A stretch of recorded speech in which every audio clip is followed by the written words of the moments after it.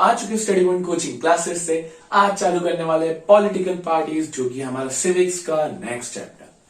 Term 2 में हम social में मनी एंड क्रेडिट खत्म करने के बाद अब बात करते हैं पॉलिटिकल पार्टीज की। बड़ा आसान चैप्टर है, बस थोड़ा सा लेंथी जरूर है। पॉलिटिकल पार्टीज क्या समझते हैं इस टर्म से आप? पार्टीज हमने सुना है भाजपा, मोदी जी की सरकार, कांग्रेस, राहुल गांधी जी की सरकार, अमित शाह, आप सबने इनके नाम सुने, केजरीवाल, शिवसेना, मायावती, ममता बनर्जी, बहुतों के नाम सुने होंगे आपने। बस उससे से रिलेटेड तो ये चैप्टर है। पॉलिटिकल पार्टी, पार्टी का मतलब वो नहीं होता है डिस्को वाला। पार्टी का मतलब होता है एक ग्रुप ऑफ पीपल जो क्या कर रहे हैं, जो साथ में आ रहे हैं। क्यों आ रहे हैं साथ में सर? क्योंकि उन्हें गवर्नमेंट बनानी है, उन्हें गवर्नमेंट में अपनी हिस्सेदारी चाहिए। तो सिंपल सी डेफिनेशन बनती है पॉलिटिकल पार्टीज की। A political party is a group of people who come together to hold power in a government. ये हो गया पॉलिटिकल पार्टी की डेफिनेशन। अब पॉलिटिकल पार्टीज हमें पता है कि बहुत जरूरी होती है। क्यों जरूरी होती है? क्योंकि डेमोक्रेटिक गवर्नमेंट में या डेमोक्रेटिक कंट्री में जो पार्टीज होती है वो ही नॉर्मल पॉपुलेशन की, ह्यूमन बींग्स की, या जो भी वहां की पॉपुलेशन रह रही है उन सब की जितनी भी प्रॉब्लम्स रहती है, इश्यूज रहते हैं, उनको डिस्कस करती है। तो बहुत हमारे लिए जानना बहुत जरूरी है कि पॉलिटिकल पार्टीज ऐसे क्या फंक्शंस, ऐसे क्या फीचर्स या ऐसे क्या क्या काम करती है जो हमारे लिए बहुत जरूरी है। और अपने आप में ये जो क्वेश्चन है कि पॉलिटिकल पार्टीज की फंक्शंस क्या है, वो बहुत इंपॉर्टेंट है। और आपके क्वेश्चंस के लिए बता दूं कि सीबीएसई की बोर्ड के सैंपल पेपर में आपको ये क्वेश्चन देखने को मिल गया है कि पॉलिटिकल पार्टीज की फंक्शंस क्या है। पॉलिटिकल पार्टीज के जो फंक्शंस है वो बहुत इंपॉर्टेंट हो जाते हैं। तो आइए हम इन्हें एक एक करके समझते हैं। टोटल में 7 फंक्शंस है। हो सके तो आप 7 से ज्यादा भी लिख सकते हैं, ये बुक के लिखे हुए हैं, आप अपने लैंग्वेज में कुछ भी लिख सकते हैं। थोड़े बहुत तो आपको ही पता ही होंगे। चलिए, सबसे पहला, political parties contest elections. Contest elections बड़ा सिंपल सा पॉइंट है बच्चों। पॉलिटिकल पार्टीज अगर होती है तो वो इलेक्शंस को कंटेस्ट करती है। आपको भी पता है हमारे देश में हर 5 साल में इलेक्शन होते हैं, लोकसभा इलेक्शंस। उन 5 साल के इलेक्शंस में जितनी भी पॉलिटिकल पार्टीज है वो सब लड़ती है ताकि वो अपनी मेजोरिटी, ताकि वो अपनी गवर्नमेंट बना पाए। तो पहला पॉइंट तो यही है कि पॉलिटिकल पार्टी इलेक्शंस को कंटेस्ट करती है और उनका जो कैंडिडेट रहता है उसको वो खड़ा करती है, या जो भी उनका नेता रहता है उनको खड़ा किया जाता है। Second point, political parties put forward many policies and programs. Sir इसका क्या मतलब है? सर इसका मतलब बड़ा सिंपल सा है यार। आपको अगर पानी की दिक्कत होगी, आपके संडास में पानी नहीं आ रहा है, तो सोचो किसको बोलोगे? अपने नेता को कि बोले भाई संडास में पानी नहीं आ रहा है। तो इस कारण से आप अपने पॉलिटिकल पार्टीज को, जो भी आपके नेता है उसको अपनी प्रॉब्लम बताओगे और उस प्रॉब्लम को वो अपने लीडर तक पहुंचाएगा। और जैसे ही वो लीडर समझेगा कि यार इसके संडास में पानी नहीं आ रहा है, हो सकता है कल मेरे संडास में पानी नहीं आए, तो जब ये चीज होगी तो वो पॉलिटिकल लीडर गवर्नमेंट से डिस्कस करेगा और गवर्नमेंट फिर हो सकता है इसके ऊपर रूल या लॉ बना दे। तो ये होता है कि political parties put forward many policies and programs, लोगों की चीजें गवर्नमेंट तक पहुंचाती है। Plays an important role in forming law for the country. Political parties ही गवर्नमेंट के लॉज बनाती है, वही बताती है कि क्या क्या लेके आना चाहिए, जैसे हमने अभी संडास वाला समझा। फिर they form and run government. Political parties अगर इलेक्शंस जीतती है, जैसे भाजपा भी करंटली रूलिंग पार्टी, तो वो जीतती है तो अपनी गवर्नमेंट फॉर्म करती है।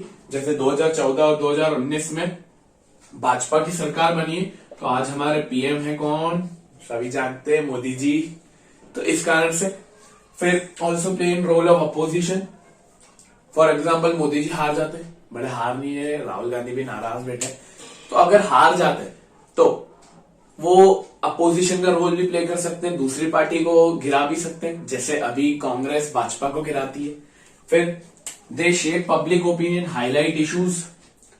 अगर कोई भी गवर्नमेंट जनता में इश्यूज चल रहे हैं, छोटे से छोटे और बड़े से बड़े, कि आपको स्वच्छता की गाड़ी वगैरह वगैरह, पानी, इलेक्ट्रिसिटी, पावर सप्लाई, इसमें इश्यूज चल रहे हैं, तो वो इश्यूज को हाईलाइट करती है और लोग गवर्नमेंट तक पहुंचाती है। लास्ट पॉइंट है कि जो भी बेरोजगार होते हैं, जैसे आप लोग अभी तो रही है, बल्कि हो सकते हो अगर पढ़ाई अच्छे से नहीं करी, तो जो भी लोग बेरोजगार होते हैं, जैसे इंजीनियर्स, बोलना नीचे पर होता है, तो वो लोग उनको वेरियस स्कीम्स होती है गवर्नमेंट की जो इनको एम्प्लॉयमेंट प्रोवाइड करती है। जैसे आपने एक सुना होगा मनरेगा, जिसका फुल फॉर्म होता है Mahatma Gandhi national rural employment guarantee act.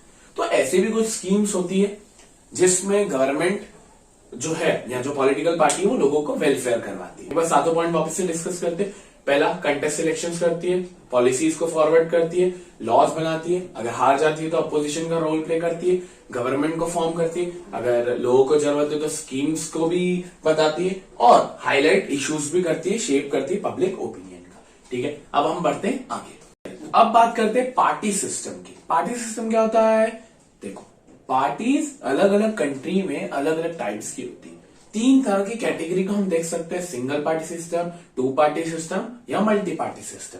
अब ये सिंगल पार्टी सिस्टम नाम से ही समझ में आ रहा है कि सिर्फ एक पार्टी रूल कर रही होगी, तो वो ही पार्टी गवर्नमेंट को भी रन करती है। इसका एग्जांपल है चाइना, जो होती है चाइनीज कम्युनिस्ट पार्टी, सीसीपी जिसको हम बोलते हैं, 9th क्लास में आपने पढ़ा होगा। तो वही पार्टी पूरी गवर्नमेंट को रन करती है और वो इतना डेमोक्रेटिक ऑप्शन नहीं माना जाता। उसका रीजन कि जो वोटर्स रहते हैं उनको ज्यादा चॉइस नहीं मिलती। बट सेम कि उस कंट्री के लिए, चाइना के लिए वो परफेक्ट है क्योंकि वहां पर इतनी डाइवर्सिटी नहीं है, वहां पर सेम रिलीजन और सेम लैंग्वेज के लोग रहते हैं, तो वहां पर एक पार्टी सिस्टम भी चल जाता है। फिर आता है 2 पार्टी सिस्टम।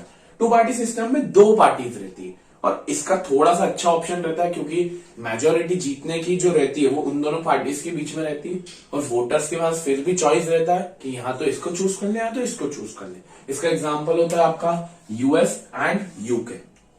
फिर आता है हमारा मल्टी पार्टी सिस्टम। मल्टी मतलब 2 या 2 से ज्यादा, जो कि आपको कहां देखने को मिलता है? इंडिया, भारत देश। भारत देश में ही ऐसा क्यों दिखता है? क्योंकि भारत देश में एक तो बहुत बड़ा देश है, सेकेंड पॉपुलस कंट्री है हम वर्ल्ड की, और इतनी डाइवर्सिटी मिलती है, हिंदू, मुस्लिम, सिख, ईसाई, ब्राह्मण, कितनी कास्ट है, कितनी लैंग्वेजेस हैं। तो इन सबको मद्देनजर रखते हुए हमारे यहाँ पे मल्टी पार्टी सिस्टम चलता है, जिसमें 2 या 2 से ज्यादा पार्टीज हमारे यहाँ पे रहती है। जैसा आपको पता होगा, भाजपा, कांग्रेस, आम आदमी पार्टी, शिवसेना पार्टी, बहुत सारी पार्टी है। तो more than 2 parties compete for each other. और कभी कभार आपको कोइलेशन गवर्नमेंट भी देखने को मिल जाती है। सर ये क्या होता है? कोइलेशन गवर्नमेंट को हिंदी में बोलते हैं हम गठबंधन सरकार। मतलब अगर किसी पार्टी को मेजोरिटी नहीं मिल पा रही है, बहुमत नहीं मिल पा रही है, तो वो क्या कर सकती है?